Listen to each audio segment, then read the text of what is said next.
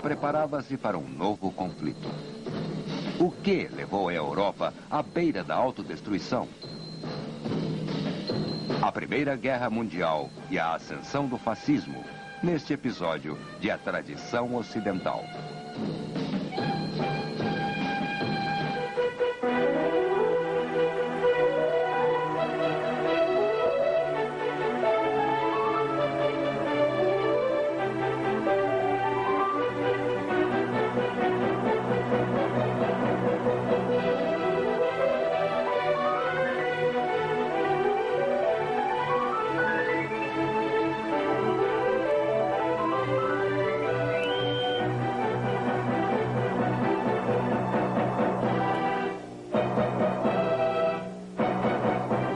E agora o professor da Universidade da Califórnia, Eugene Weber, em sua jornada através da história da civilização ocidental.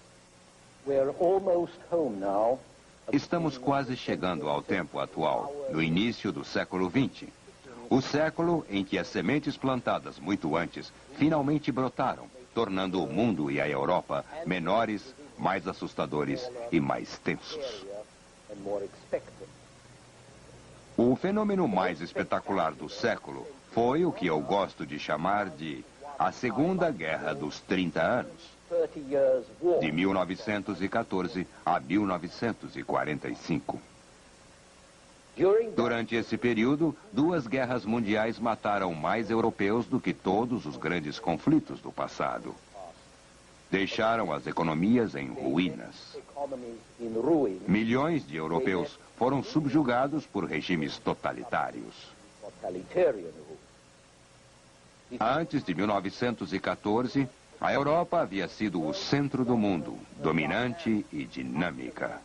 Após 1945, ela foi reduzida às suas dimensões físicas básicas, uma península do tamanho médio a oeste da Ásia. E, eventualmente, grande parte dela recuperaria e até ultrapassaria sua antiga prosperidade, mas jamais teria de novo o mesmo papel preponderante na política mundial.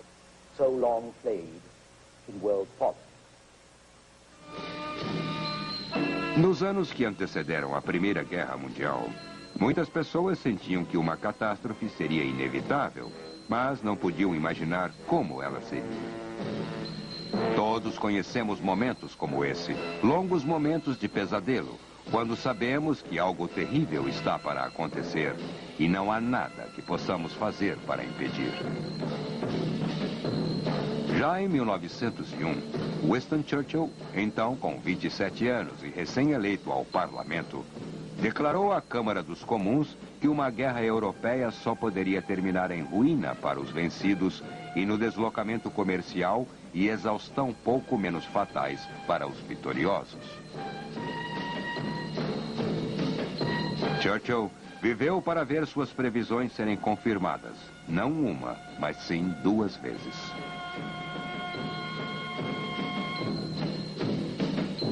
O fato é que em 1914, a maioria das potências europeias tinha menos medo de lutar do que não lutar.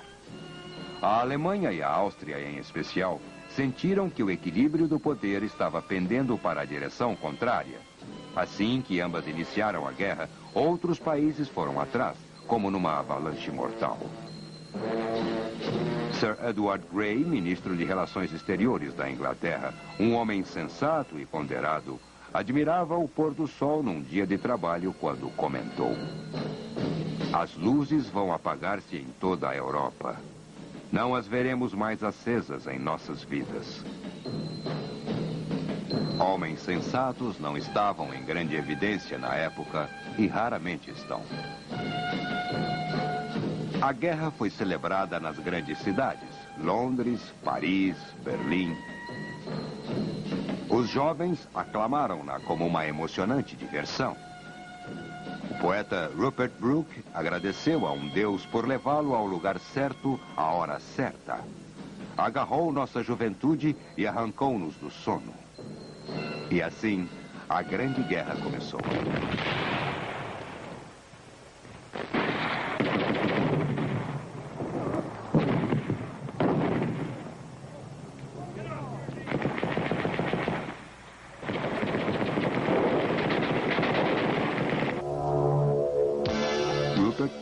divertiu-se e morreu, assim como outros milhões.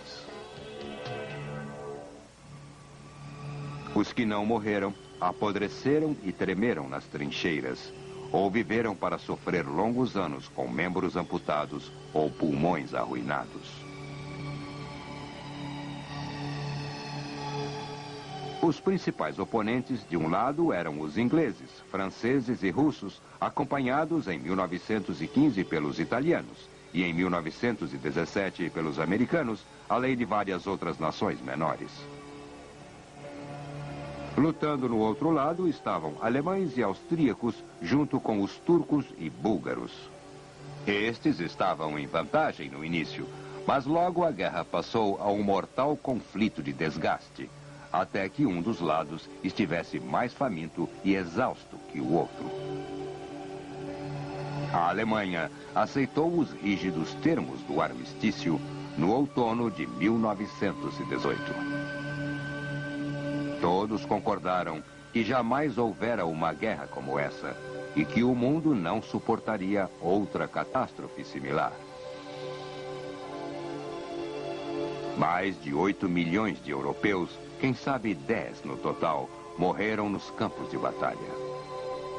Os arqui-inimigos, Alemanha e França, perderam cada um pelo menos 16% de suas populações masculinas. E como se isso não fosse o bastante, em 1918 e 19, uma enorme epidemia de gripe alastrou-se através de um mundo frio, faminto e enfraquecido, matando 2 ou 3 vezes mais do que a própria guerra.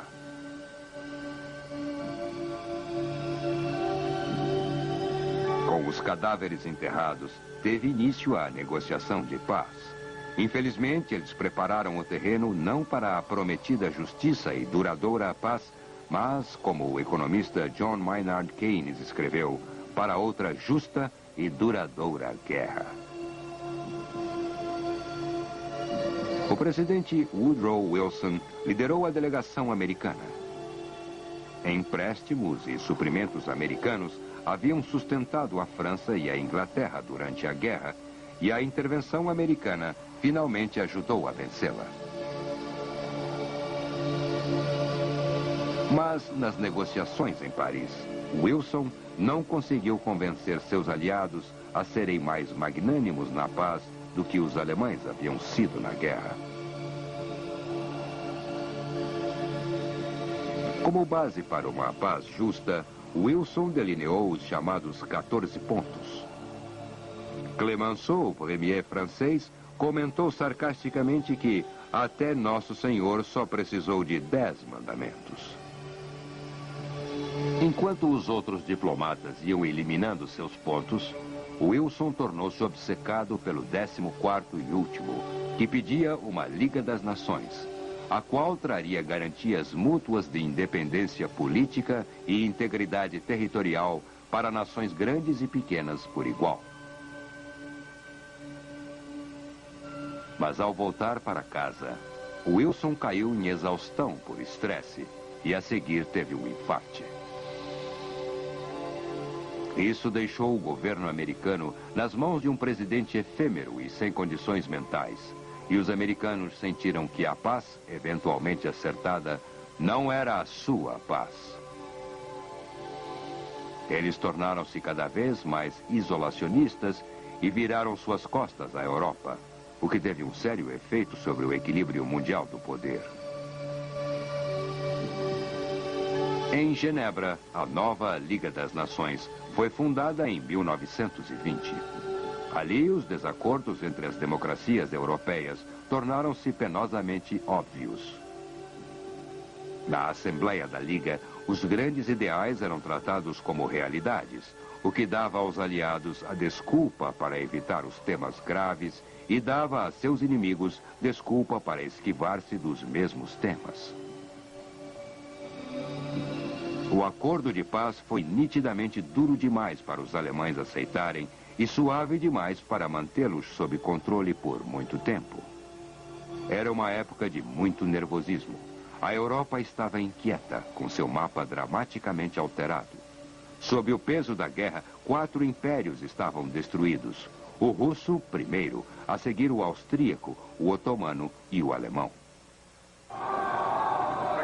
Com o colapso dos impérios, os povos foram às ruas. Era a oportunidade perfeita para uma dúzia de nacionalidades da Albânia à Finlândia lutar pela independência ou pela reunificação com seus irmãos. Guerras menores ocorreram em toda a Europa. Os gregos lutaram contra os turcos, os húngaros contra os romenos, os poloneses lutaram contra os russos e a maior parte da Europa Central sofreu com guerras civis também. Na Rússia, a mais importante destas guerras havia ocorrido em 1917, quando, após 2 revoluções seguidas, uma pequena facção de social-democratas atingiu o poder. Os comunistas bolcheviques, liderados por Vladimir Ilyich Lenin. Em 1917, os exércitos russos de camponeses estavam desintegrando-se no fronte oriental por não estarem à altura da máquina bélica alemã. Lenin e os bolcheviques ganharam tempo assinando um acordo de paz na cidade de Brest-Litovsk e cedendo grande parte da Rússia Ocidental aos alemães. Eles conseguiram apoio popular ao optarem pela paz a qualquer custo. Eles prometeram terras aos camponeses, melhores condições para os operários industriais. Isto permitiu que passassem pelos anos difíceis das guerras e que se firmassem no poder. O bolchevismo na Rússia parecia um filho bastardo de Karl Marx e Ivan o Terrível. Uma de suas distinções era o uso generalizado de burocratização e o terror contra o povo. A polícia secreta de Lenin, um elemento crucial ao regime, matou 1000 vezes mais do que a polícia czarista o fizera. Como observou Joseph Stalin, sucessor de Lenin, uma única morte é uma tragédia. 1 milhão de mortes é uma estatística. Sob Stalin, 10 milhões de camponeses foram torturados e mortos no final da década de 1920 e nos anos 30, quando a Rússia rumava para a agricultura coletiva, proibindo fazendas familiares, uma operação que também exilou ou movimentou outros milhões. A coletivização foi considerada a maior operação bélica já conduzida por um Estado contra seu próprio povo. Mas esta institucionalização do terror não afetou apenas a Rússia.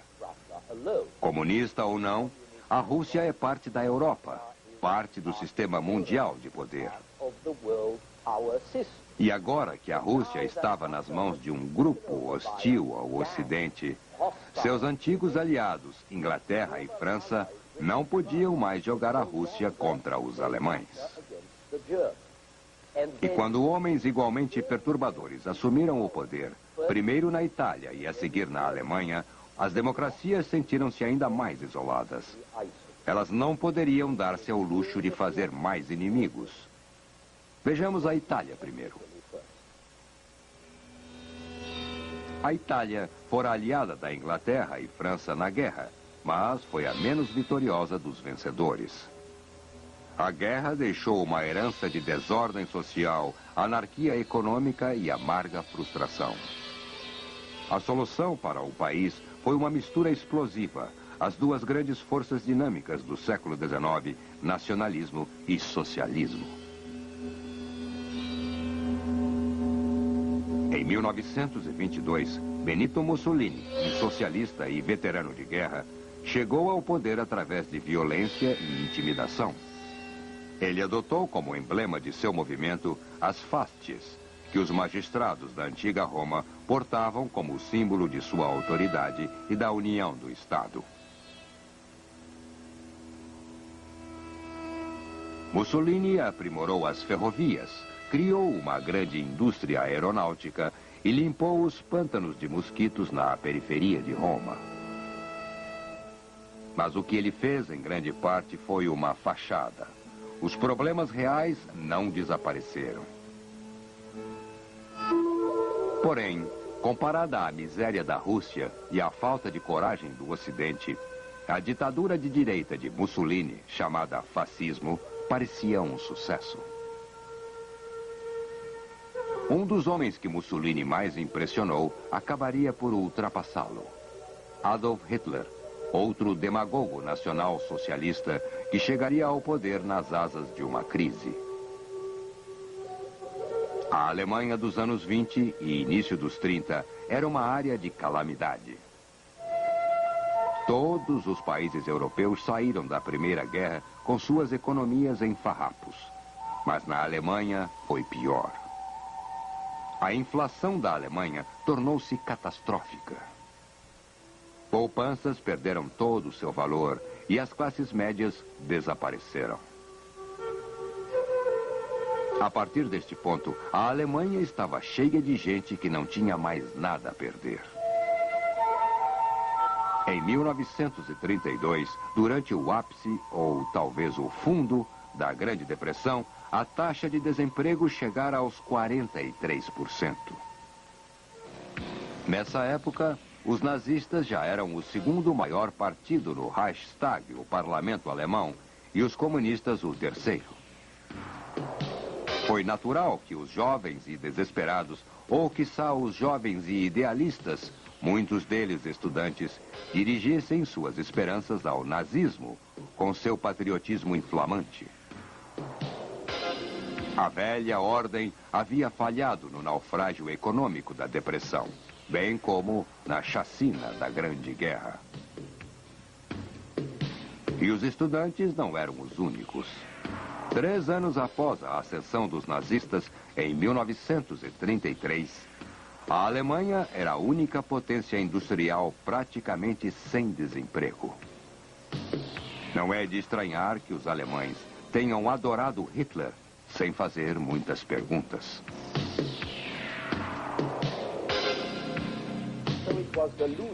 Assim foram os perdedores da Primeira Guerra que dominaram a política das décadas de 20 e 30, enquanto os vencedores não puderam intimidá-los nem apaziguá-los, mesmo tentando as duas coisas. A Rússia estava fora do cenário. Os Estados Unidos eram felizes como isolacionistas. A Inglaterra e a França alternavam-se entre discussões e indecisões, chegando ao ponto em que você joga um amigo aos lobos, esperando que os lobos fiquem saciados antes de chegar até você. A Inglaterra e a França, então, passaram ao desespero, em grande parte por não decidirem qual seria a solução menos ruim entre diversas soluções terríveis. É fácil culpá-las por retrospecto. Eu fiz isso na época. Mas os seus problemas eram enormes, e o maior destes era que seus cidadãos sentiam que teriam tudo a perder com a agitação do barco, enquanto seus inimigos sentiam que teriam muito a ganhar, agitando-o ainda mais.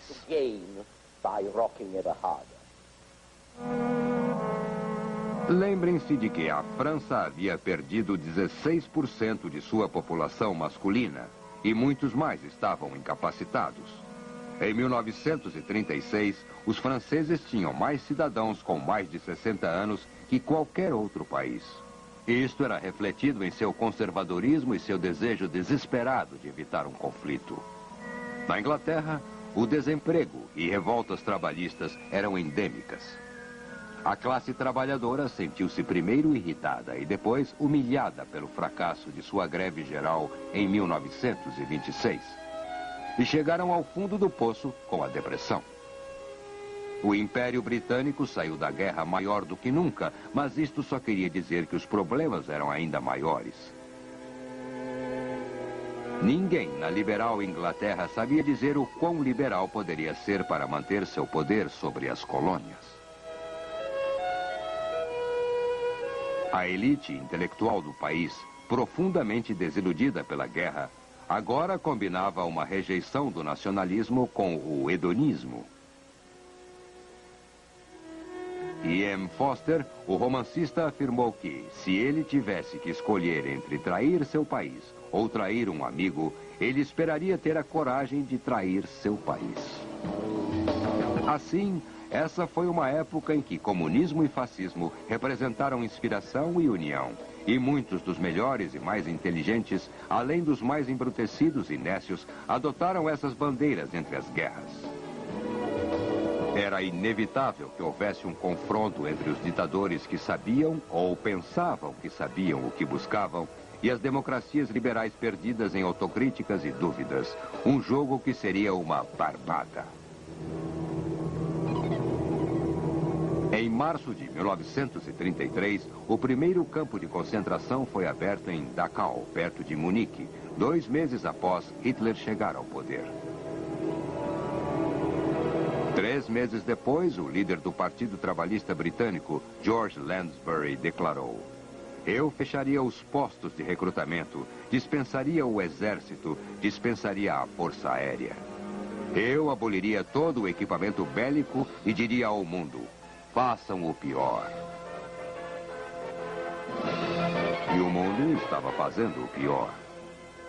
A Alemanha reconstruiu seu exército e os homens de boa vontade continuaram a manter-se imparciais entre o corpo de bombeiros e o incêndio. O tempo estava acabando. Na Espanha, o general Francisco Franco liderou os rebeldes de direita contra um governo de esquerda legalmente eleito em 1936. Os rebeldes foram ajudados pelos alemães e italianos. O governo espanhol foi apoiado pela França e Rússia. Mas a ajuda francesa foi pequena demais, tarde demais. E os russos estavam mais interessados em ajudar a si mesmos, enquanto a ajuda fascista a Franco era muito mais eficaz e mortal. Em abril de 1937, a Força Aérea Alemã bombardeou a cidade de Guernica, na Espanha. O ataque deixou 1000 mortos e a cidade em ruínas. Isso teve profundo efeito sobre a diplomacia europeia, pois as cenas de destruição em tal escala aumentaram os temores europeus de bombardeios em massa. Pablo Picasso imortalizou o ataque numa pintura feita para a Feira Mundial de 1937. E assim, o horror de Guernica deu uma nova dimensão ao medo generalizado da guerra, aumentando a relutância das democracias quanto a qualquer risco. Quando Hitler reocupou ilegalmente a região desmilitarizada às margens do Reno, quando ele anexou ilegalmente a Áustria e percorreu as ruas de Viena em triunfo, o temor da guerra convenceu os aliados a não fazer nada. Em setembro de 1938, Hitler foi ainda mais longe, exigindo parte da Tchecoslováquia. Ele mobilizou seu exército na fronteira tcheca. Neville Chamberlain, então primeiro-ministro, ficou estupefato. É horrível, fantástico e incrível que estejamos cavando trincheiras e testando máscaras de gás aqui, por causa de uma disputa em terras distantes, entre povos que mal conhecemos.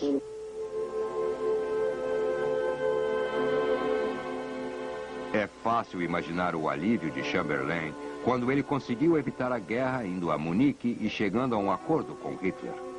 Com esse processo, ele ajudou a entregar as fronteiras ocidentais da Tchecoslováquia, deixando-a indefesa. Ele chamou a isso de paz com honra. Winston Churchill foi mais direto quando disse à Câmara dos Comuns que eles haviam sofrido uma derrota sem chegarem a lutar uma guerra. Mas apesar da agressão alemã e italiana, a maioria dos estadistas ocidentais dos anos 30 persistia em tratar os líderes fascistas não como brutamontes indiferentes à lei, mas sim como políticos de nível similar.